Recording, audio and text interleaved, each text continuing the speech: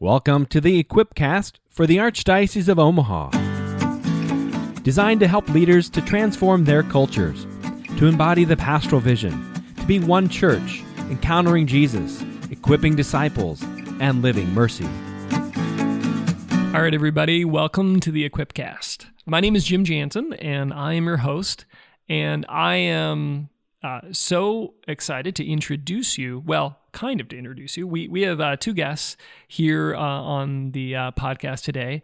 An old favorite, not a new voice to the podcast, Ms. Shannan Brommer. Shannan, how are you? Very well. Thank you for asking. Good. And Mr. Tom Crowley. Tom, how you doing? Great, Jim. Good to be here. Yeah. Okay. So we're going to talk about creating a culture of generosity today. This is your wheelhouse. This is kind of where you all live. Shannan, you're a director of Stewardship and Development here for the Archdiocese. Tom, you're one of our major gifts officers. You're a member of the coaching team. You're helping to support pastors and parishes and schools as they, try and engage in fundraising and development and create cultures of stewardship. Before we dive in, though, tell us who you are, Shannan. Tell us a little bit about your faith journey. All right. Well, I just feel so grateful for when I think about my faith journey. It's always been. I've never been not on this journey. I just feel like my parents were beautiful models of kind, caring, loving, committed to their Catholic faith people, and we moved a lot and had the chance to experience different parishes and different Catholic schools and a public school here or there, and just to really see what faith is when it's alive, and especially ongoing. I think that's what I appreciate the most, is that I continue to experience people who just inspire me in that. In big and small ways, they are making sacrifices to always be on that journey. And I relish my chance to watch that and to really witness Jesus in their desire to love and care and just make an impact in the world. So it's nothing profound. It's just very, very steady, and not without its valleys and peaks, but generally just keep on keeping on and trying to grow closer to Christ every day. Well, you weren't originally from Omaha, were you? Where were you? You mentioned traveling around schools, parishes. Yeah, was born in Iowa, my good friend Tom here. And I'm a This will be funnier later when Tom says it. I'm a proud bean walker and detasseler. Thank you very much. And then we lived in Texas for a while, and then actually here in Omaha, we kept moving further west, only as far as 114th Street, but so hit a number of the schools and parishes along Center Street. Okay, that's great. Tom, tell us a little bit about your story. Oh, my story. My wife would say, I'd say, gosh, I have a pretty ordinary story. And my wife would say, Tom, there's nothing ordinary about your story. But I grew up in a Catholic culture, and, we were so blessed. We had a Catholic grade school. We walked to school. My dad worked downtown in this little town of Neola, Iowa. We all worked at the drugstore. So for me, faith was just ordinary. It was in a way, it was just a very ordinary part of who we were, where the church was so much a center of our life in a small town. We look out our back window and we see the church steeple. Everything evolved. Everything in our little town evolved around the church, and that was my culture growing up. But I would say for me, when we talk about encountering Jesus, my first encounter with Jesus was, and this will date me, but it was October 4th, 1979, when St. John Paul II came to Des Moines. And I was 18 years old. My mom and my brothers and a number of people from our little parish, we drove at 3 o'clock in the morning to drive to Des Moines on a cold day, and we wait and we wait and we wait. We're part of 250,000 other people. I came from a town of maybe 500 people. So to go to a place where there's 250,000 people stretched across the hillsides, there were more porta pots in that place. Seriously, more porta pots in that field than there were people in my hometown. I mean, I had no idea there were so many porta pots. That is fantastic. So that was, but no, that experience just really opened my eyes that that I was part of something much, much bigger than myself. I mean, that blew me away, but it really awakened a desire for Christ in my life.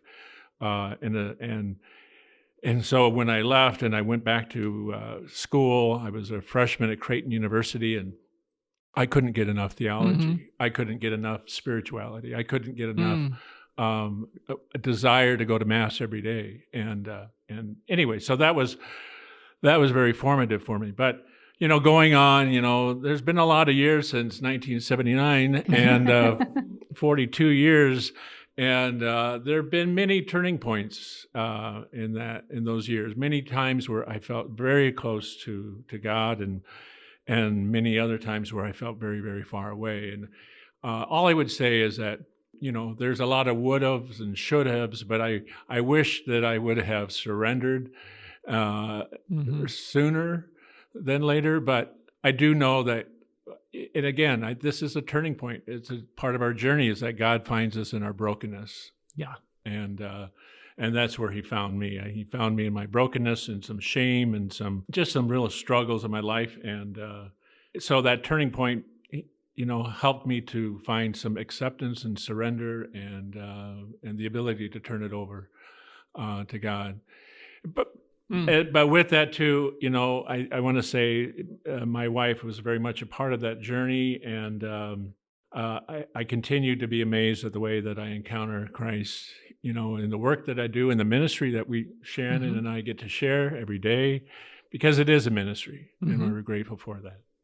Gosh, Tom, I was not there in Iowa, but I actually have very strong memories of that too. I remember my parents sick as dogs, which, they never got sick, but I remember them sitting in together on the hide-a-bed, sick, but glued to the television, watching John Paul II at Living Farms, which then turned into a family vacation years later. And they went to that spot where he went to visit. So yeah, I feel kind of a connection there. That was, they didn't put the porta pots on TV, and maybe I didn't remember that, but I'm feeling a connection. So that's not an easy thing to transition from in conversation here. I have nothing other than, you mentioned the ministry. Talk about your day jobs. Talk about what you all do.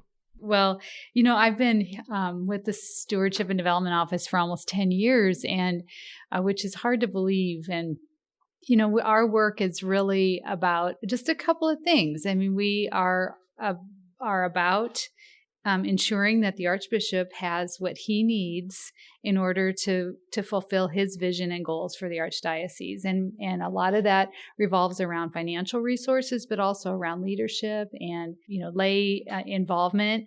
But we also do a lot of work in supporting our parishes, schools, and ministries to implement and understand what this ministry is all about. And so the first goal, we do a lot of work with the Archbishop's Annual Appeal, with the Ignite the Faith campaign, the Archbishop's Dinner for Education, really inviting the people of our Archdiocese to share their gifts to build the church, and to support people, and to help us provide scholarships, and to do some really marvelous things across the diocese.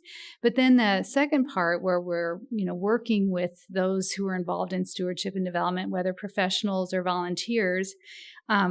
We have a series of educational workshops and professional networking and workshop type of activities that has been going on for almost 10 years, and really proud of that activity.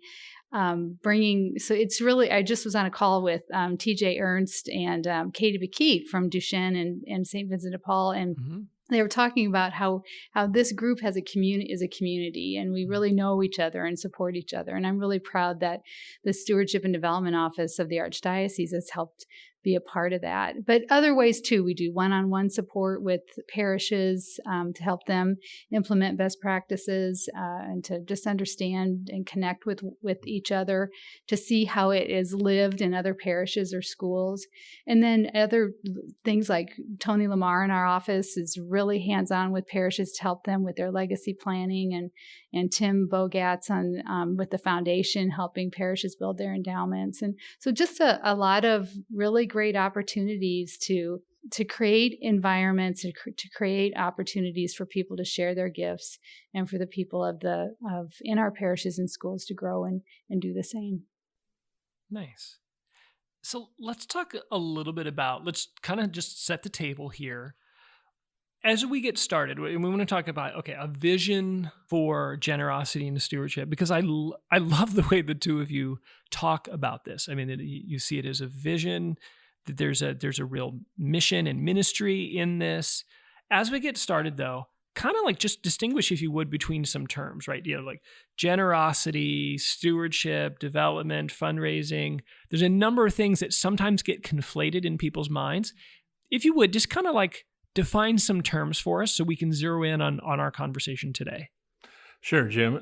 Well, just briefly, what I call generosity, to me, generosity is something that's generative. It's life-giving. You're not holding anything back. And it's not a matter of just saying, I'm going to respond to this need, but it's just being responsive, just truly being responsive, kind of putting yourself in somebody else's shoes. And hey, if they need a cold cup of water on a hot day, give them a cold cup of water on a hot day. But if they need flowers, give them flowers. Maybe you're just filled with gratitude and you want to do something. So it's not just about needs, but it's about pouring yourself out for someone else. Wow, I love that. It's not just about needs. Not that doesn't happen, but it's this beyond giving. It's a pouring out of yourself. That's fantastic. I love that. The other one we use all the time, of course, is stewardship. And stewardship is part of our language. It's part of our tradition. But to me, stewardship is what I call the response of a disciple. It's the person who has encountered Jesus, the person who has had that great awareness in their life that everything is a gift from God. It's how we respond. So it's more of a practice. The third one that is development, and development is, to me, suggests the strategies that we use to deepen awareness and deepen engagement and generate the resources that we need to do, and so. In order to drive the mission, we have to create a plan. We need a plan. We are people who thrive on plans, and we just can't take it for granted that people are going to give. But let's make sure that we look at all the strategies that will help drive this mission forward. And the way we talk about it in our office often is that the generosity and stewardship are really ways of life, where development are the methods or the ways, like you said, Tom, the practical methods that we use to invite people particularly into their financial and participation gifts. Yeah. Okay. And where does fundraising fit in this? Because again, that often gets thrown in as though it's the same thing. And I think you make some helpful distinctions there. Well, we certainly are looking to raise funds. I mean, there's a need. We have material needs. Our churches have to have the funds to keep their lights on and to do the great work that is happening in our parishes, schools, and here at the Curia. But it's probably not as bad of a word as it has become, but it has a sense of a lot of people just think fundraisers. And so it loses the sense of invitation. It's more about the funds rather than about the connection between the person and the mission or the ministry or the opportunity or the vision that they want to be a part of. Mm-hmm. And so it's definitely an activity, but where development and fundraising distinguish themselves is development really is about developing those relationships. It's about Tom, at our work, we are getting to know the people of this diocese and what's important to them and how can we connect them to the Archbishop's vision. And so, yes, funds might play a part in that, but it's more about developing that connection. And fundraisers are just fundraisers and transactional. That's, we talk a lot about the difference between a transactional program and a transformational program. Gosh, I love that because that distinction between, fundraisers, events, things just designed to raise money to a transaction versus the relationship. I think that's where the rub is often, where you're, the experience, not since being in Omaha, but a former school and parish I was a part of, where the magazine sale and the cookie sale and the volunteering for this and that, it felt like the faithful good citizen application of those little fundraising programs. It felt like that was distancing relationships. It was burning us out and like, hey, grandma, do you want to buy cookies again? And then it's like, if your kid doesn't get the cookie, then they have to go sit in the corner while everybody doesn't sell the cookies. They have to sit in the corner while everybody else in the class gets a pizza party. It was just, it didn't deepen relationships, didn't draw people into the vision the way you all are talking. Could I just add to that, when we think about those, I don't know if this is true, but I would imagine that the reason we even have these kind of activities is because people are afraid to talk about money. Thank you. Like, how did we get here? Yes. Why does that feel like the norm, where there's magazine sales and cookie sales and on and on? I have this goofy example, but I feel like, no one has a problem asking someone who plays the piano well or the organ well or sings well to share their gifts in the choir or at the school, or if you have a great business mind and to share that acumen on the finance council. But we all have financial gifts, and why are we afraid to ask people to expend that resource as well? And so I think because people are afraid of that, we create these other really unfortunate methods of raising dollars because people don't want to invite that particular gift. Yeah. And I don't mean to disparage some of the really great activities that are happening in our parishes. Well, no, sometimes schools. they're fun. Sometimes they do draw people together. Right. And that's what it should be. Let's be honest, about. Sometimes they're not. Yeah, I was in a parish one time where every Monday night it was a bingo night. And granted, the bingo was so absolutely critical to supporting the Catholic schools, but at the same time, we were prisoners to bingo. Everything else in the parish was a prisoner to bingo on Monday night. Oh, my poor dad, who was a good citizen volunteering for his parish, he would come back with a splitting headache. He smelled like smoke. Poor guy. He had allergies too. So it was just this awful experience once a month or however often he had to volunteer. And he would, again, I was young when this was happening, but I remember he would relate stories of just kind of looking out and watching the people, and they weren't even having fun. Like there was no joy there. There was no life there. And it was kind of keeping the lights on. But anyway, yeah. I just want to take a moment because we can get really practical at the end, but it seems like a good moment now. For those who are listening, volunteer, professional, pastor, whatever their role is, how do you make that transition where you feel stuck by all these fundraisers and you're like, yeah, Jesus talked about money. There's nothing wrong with talking about money, but I don't know how to get started. What would you say to them? How do you help people get over that inhibition?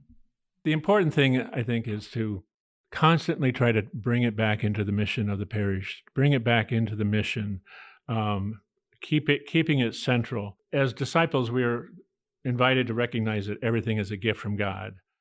So looking at the most menial task as something, as an opportunity to become the hands and the feet and the heart of Christ to somebody else. And to me, that is the parable of the talents kind of comes to mind, where we're all endowed with certain gifts. We're all blessed by God in so many ways. And we don't want to just go off and bury our gifts. We don't want to just go off and hide our gifts, but to recognize that these gifts are an opportunity for me to go out and to raise up other disciples, to further God's kingdom, to maximize the gifts that God has given me, and the gifts of this parish, to enable this parish to really thrive. So yeah, we have to keep looking, outside of ourselves, beyond the simple, and realize that we're part of something so much bigger. Okay, so I heard you say two things there, and I want to break it down and expand those. One, I heard you say that it's all about mission, inviting people into the mission, and I want to talk more about that. But I also heard you say it's about inviting people to give of themselves, living out their discipleship as stewards, to participate in something. And at least at that level, it's about helping people express their faith, make their walk of discipleship concrete. I just want to, if we could focus maybe on the first one, and we can come back, inviting people into the mission as kind of like the heart of beginning to do development and stewardship well. That's not just theory. I remember, Tom, you and I have talked about the University of Notre Dame did a study where they objectively analyzed and studied habits of Catholic giving without regurgitating the whole thing. Like, just give people a little bit of that, because I thought that was just fascinating. I mean, this is theologically sound, but it's also researched too. The main point that I walked away from that was that we have to start thinking in terms of abundance rather than in terms of like paying the bills.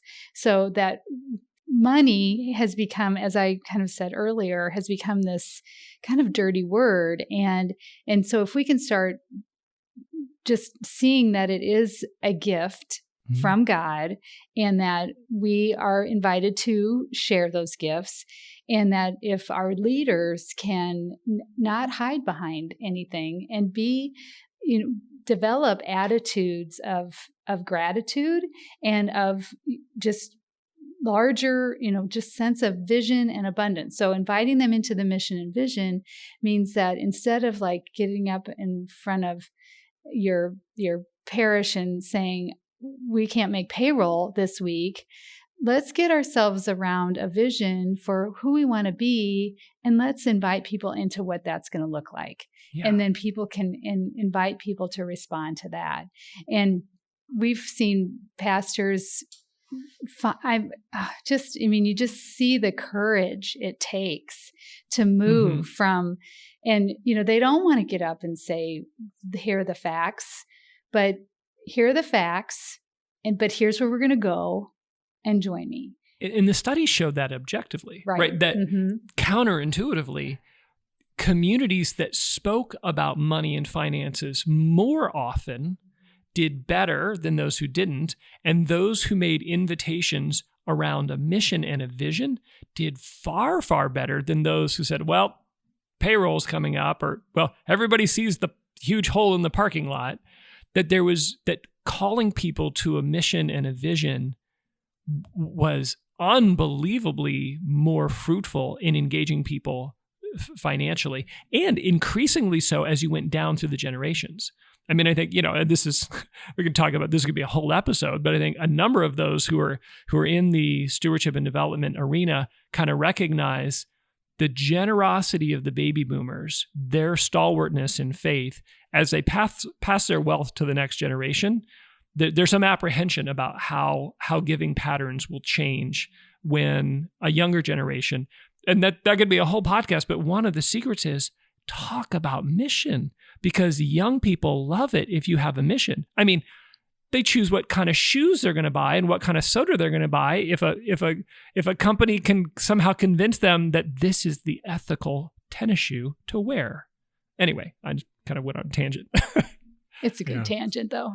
Yeah, but it's hope. If you feel trapped in fundraiser after fundraiser after fundraiser, Jesus talked about money.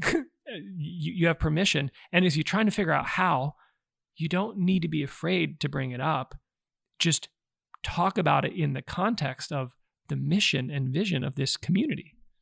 Yeah, I was talking to Father Kiter yesterday about this, and I have to give a shout out to Father Kiter, because his parish council, they are really looking and diving into what it means to be missional, and so the issue of fundraisers has surfaced, and especially in light of COVID, and because of the lack of the opportunity to gather as a parish and as a community, that has really impinged on their fundraising. But what they have found is that it's really been a call to action and a call to mission, and inviting people to really look again at what they are giving and how it can be transformative of the community, so that it's not just a transactional ticket they're buying or sponsoring a raffle, but they are really looking at trying to dive into being missional. And so he told me that he had a meeting with his parish council, with all the committee chairs, with every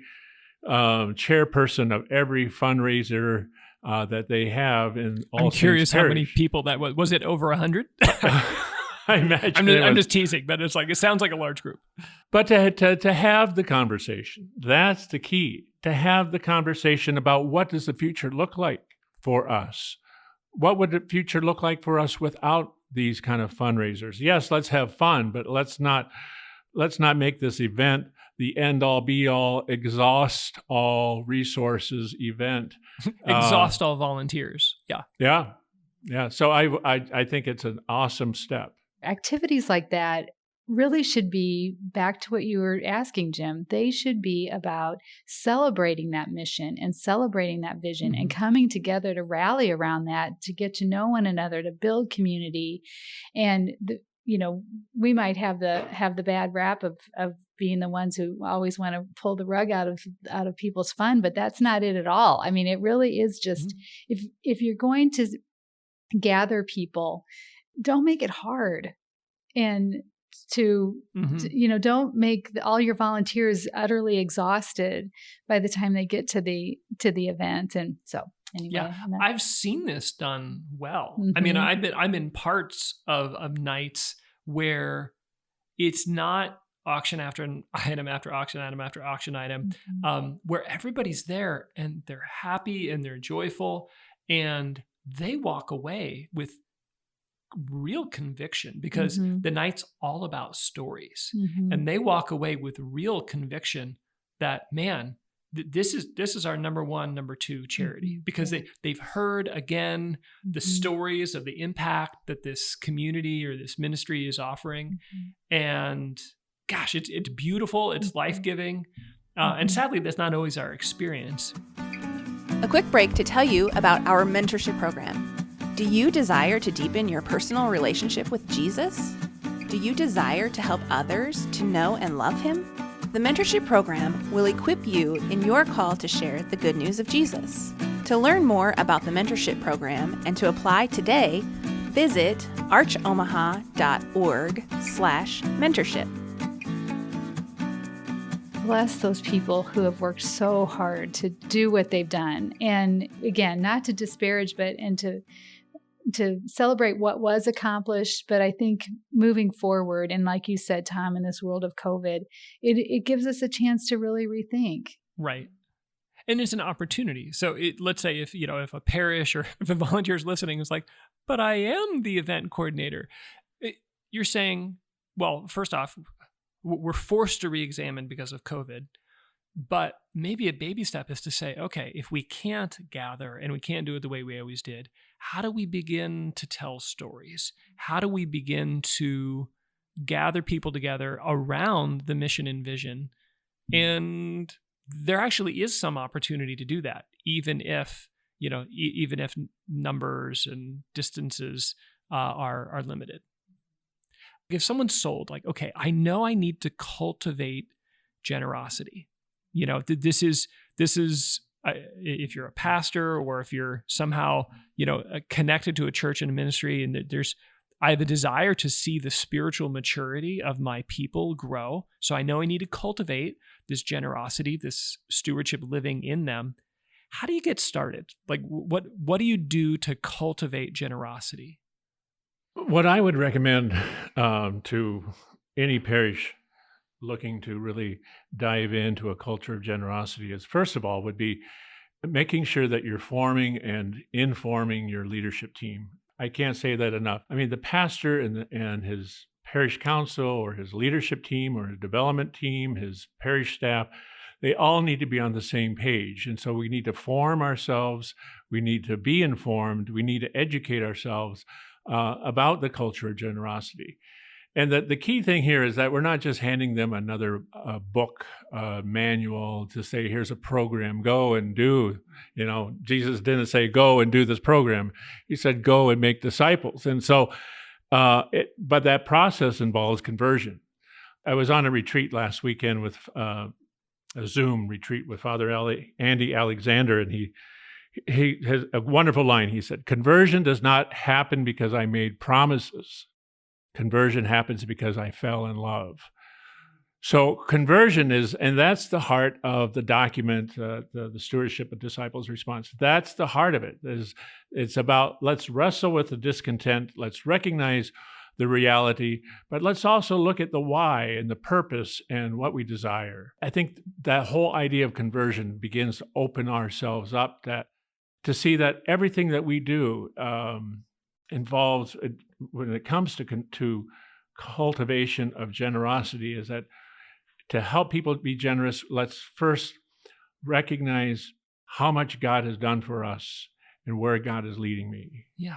Can you give an example or kind of like a before and after? Because you're talking about conversion, not just the initial conversion, like, oh, I discover who Jesus is, but you're talking about like a deeper kind of a second, a pastoral conversion, if you will, where I'm experiencing conversion around the issue of stewardship, the cultivation of financial gifts, the cultivation of someone's walk as a disciple. Talk more about that. Like concretely, can you give an example or kind of here's what the before is like, here's what the after is like? I guess as far as conversion, it's really been fun to watch what's happening at St. Pat's in Fremont. They've reached out. We've reached out to them to take a really deep look at their whole everything they do, not in the world of development, in the world of advancement, in the world of stewardship, both with the parish and the school. And Father Nolte and their principal Dan Koenig really saw that we can come together around stewardship, and that is something that we can own as both a parish and a school community. And so they're on this wonderful journey of just figuring out what that looks like. But just hearing Bonnie and Nicole at St. Pat's and Bergen talk about their vision, the needle is moved. I mean, they know it's about invitation. They know it's about transformation. They know it's about engaging people in their mission, and so they're fighting the tough fight with how do we make these changes with practices that have been in place for a long time, and that's that it isn't easy, but it just goes back to, I mean, Tom, the first we are deep believers in the pastoral letter from the bishops around called the Disciples' Response, and have gone back to it time and time again, because it just paints such a beautiful picture that that you can really help in that process. Mm-hmm. So how else? There's conversion, this intentional prayer, reading, like that you're saying, well, let's just start with us. Let's start with the leaders, the pastor, the stewardship team, development staff. Start with us, work on conversion. What else? Like, how else do you cultivate generosity or a culture of generosity in a community?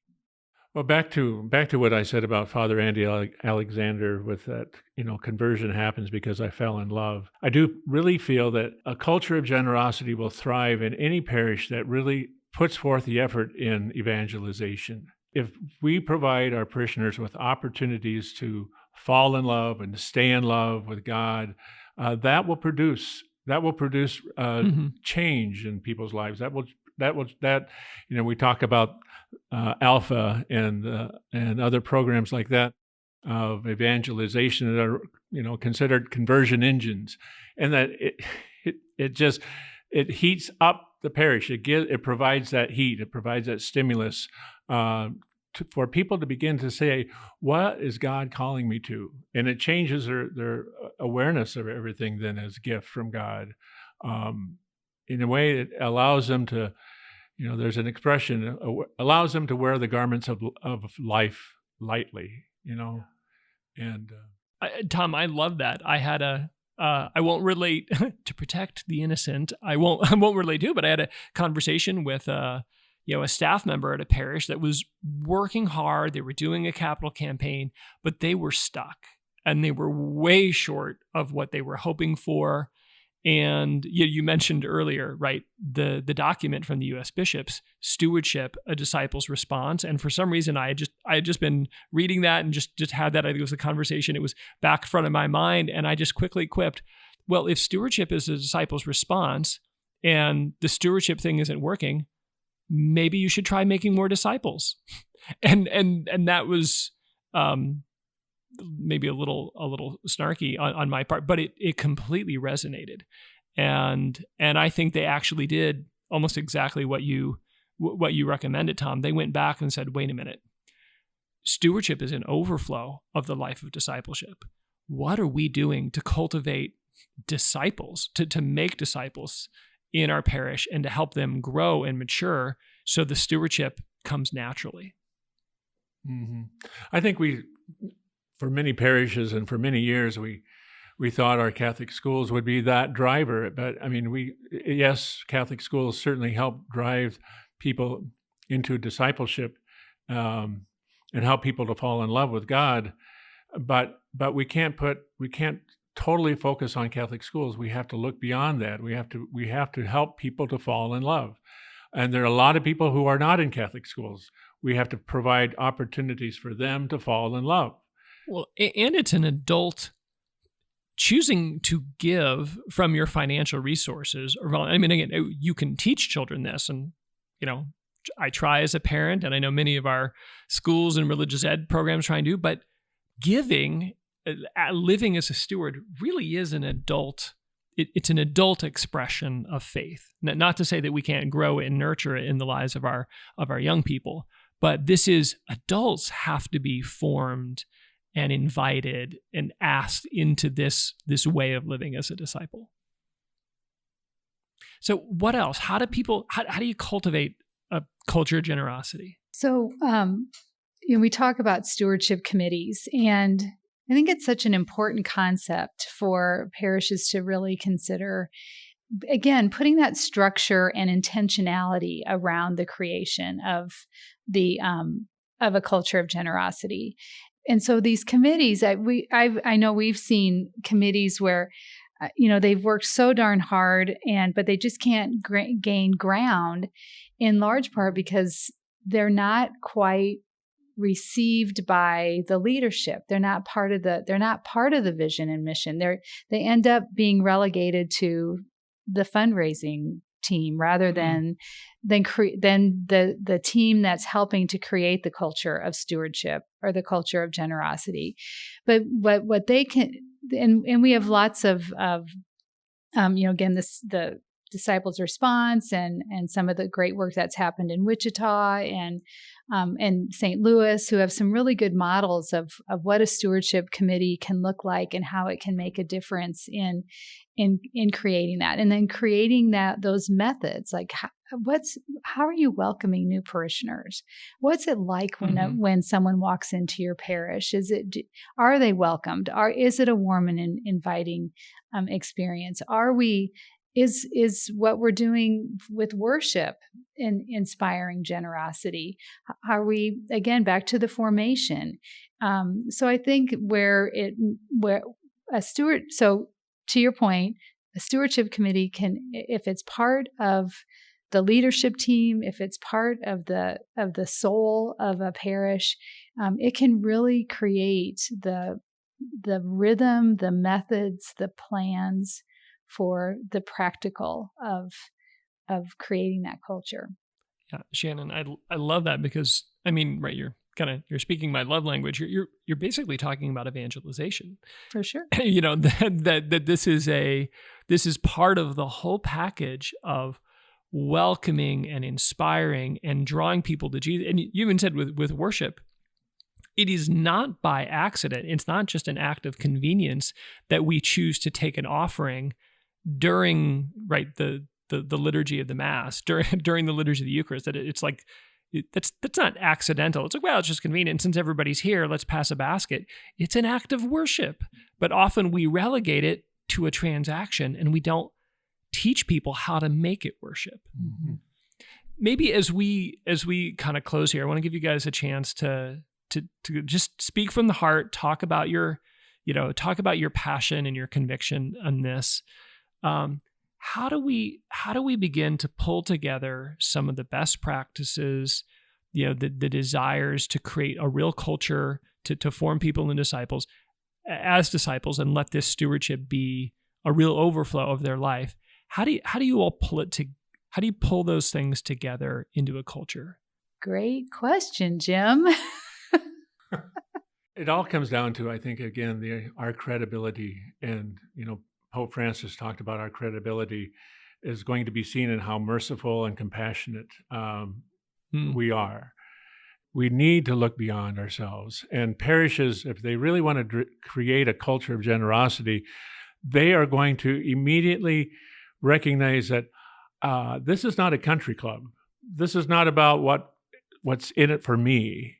It's about what I can do for others, what I can do for the unchurched, what I can do for the poor, what I can do for the hungry, what I can do for the stranger, what I can do for the alien. To recognize that piece of living mercy it has to be central. So yes, there's so many different pieces of a culture of a culture of generosity. There are so many different pieces of it. But again, number one has to be living mercy. And also then folding, and I love this idea of folding generosity into every part of the parish's life. Every part has to be enriched by a sense of stewardship, an awareness of God's gifts. It's like the yeast that gives rise to the dough. It impacts worship, it impacts mercy, it impacts day-to-day communications, it impacts accountability, it impacts leadership, it impacts our prayer and our participation in our generosity. Tom, I find that very hopeful because I hear two things as you say that. One, maybe less hopeful, a call to conversion. It doesn't matter how many best practices you have around development, how well trained or polished your development director is, how good of a prospectus you have. If it's all about us, if it's self-referential, we'll never really get to that ideal that we've tried to talk about of a real culture of generosity. And that's that's a call to conversion for communities and institutions who have shiny prospectuses and who have well-trained staff and who have all the databases and tools and best practices. It's a call to conversion for them. And it's hope for little parishes in rural Nebraska and for inner city parishes. When you have a mission and a vision that's not just all about you, that's bigger, you're saying that's the key. And anybody can do that, even if you don't have a shiny prospectus. Shannan, close us up here. Offer us some final thoughts here.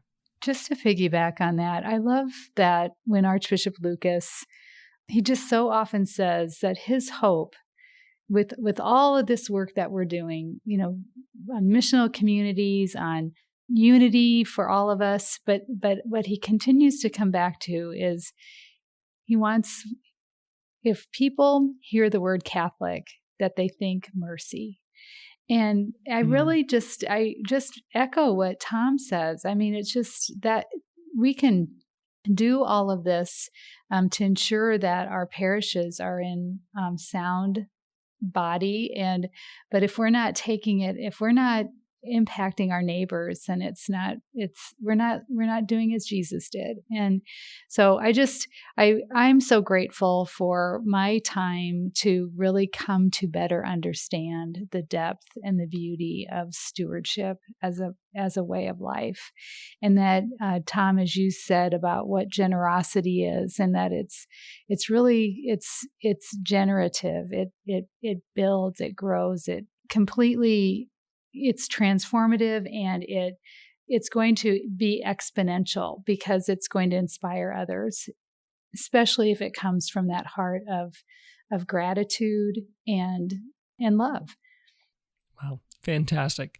So we started before we hit record, really praying that this conversation would be a blessing, an inspiration, that it would be maybe a little bit of a challenge to our listeners. So if it has been an inspiration, if it's been a challenge, and somebody's listening and they're like, help, now what? Okay, fine, you pricked my conscience. How do they, Tom, Shannan, how do they get a hold of you if they want some help beginning to make this real in their community?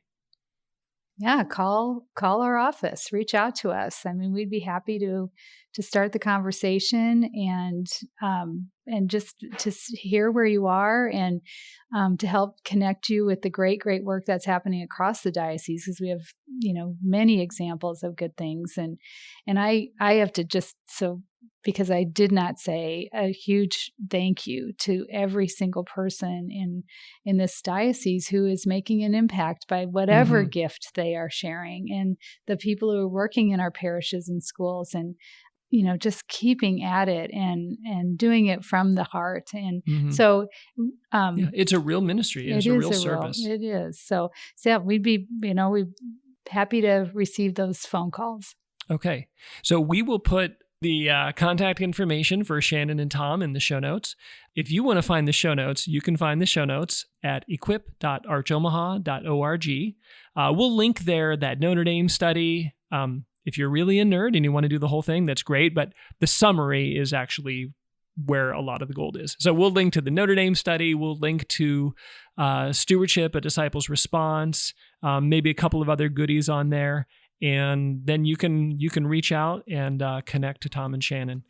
Thank you so much for being with us, and thank you for what you do. Thank you, Jim. Thank you, Jim.